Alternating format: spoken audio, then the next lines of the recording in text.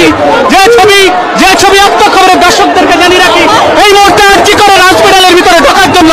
আন্দোলনকারীরা তারা কিন্তু রণক্ষেত্রের রূপ নিচ্ছে এবং তারা কিন্তু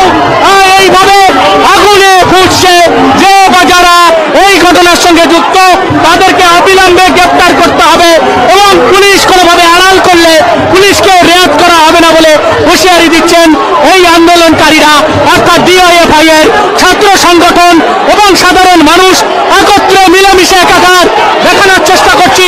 আত্মখবরের দর্শকদেরকে যে এইভাবেই কিন্তু সরাসরি মহিলা থেকে পুরুষ সকলে কিন্তু এসছেন এই রাজ্যিকরের হসপিটালের ভেতরে ঢোকার জন্য চেষ্টা করছে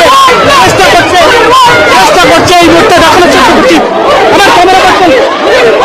এই মুহূর্তে দেখানোর চেষ্টা ব্যারিকেড ভেঙে ফেললো আন্দোলনকারীরা, ব্যারিকেড ভেঙে ফেললো এই মুহূর্তে দেখানোর চেষ্টা করছি সরাসরি মহিলা পুরুষ সকলে কিন্তু এই ব্যারিকেড ভেঙে ফেললো এবং ব্যারিকেড ভেঙে ফেললো এবং দেখানোর চেষ্টা করছি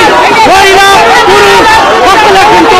ব্যারিকেড ভেঙে ফেলে ভিতরে প্রবেশ, এই মুহূর্তে বিশৃঙ্খলা ভিতরে প্রবেশ দেখানোর চেষ্টা করছি সরাসরি কাণ্ড পুলিশের সঙ্গে একেবারে ধস্তাধস্তি, পুলিশ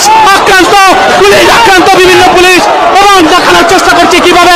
আক্রান্ত করা হচ্ছে পুলিশকে, কিভাবে মারধর করা হচ্ছে পুলিশকে এবং পুলিশকে ছেড়ে দেওয়া হচ্ছে না এবং কার্যত ধুমধুমাকাণ্ড সরাসরি দেখানোর চেষ্টা করছি এই মুহূর্তের সরাসরি দেখানোর ঢুকে পড়লো আন্দোলনকারীরা। বাংলাদেশের সেই ইতিহাসটা মনে পড়ছে এখনো, আন্দোলনকারীরা ঢুকে পড়েছেন ভিতরে এবং তারা কিন্তু একেবারে সরাসরি লড়াই চালাচ্ছেন এবং সরাসরি আন্দোলনকারীরা এইভাবে কিন্তু আন্দোলনকারীরা ভিতরে প্রবেশ করেছেন এবং একেবারে রণক্ষেত্রের চেহারা এই মুহূর্তে ভিতরে রণক্ষেত্রের চেহারা হু করে মানুষ ঢুকছে, হু করে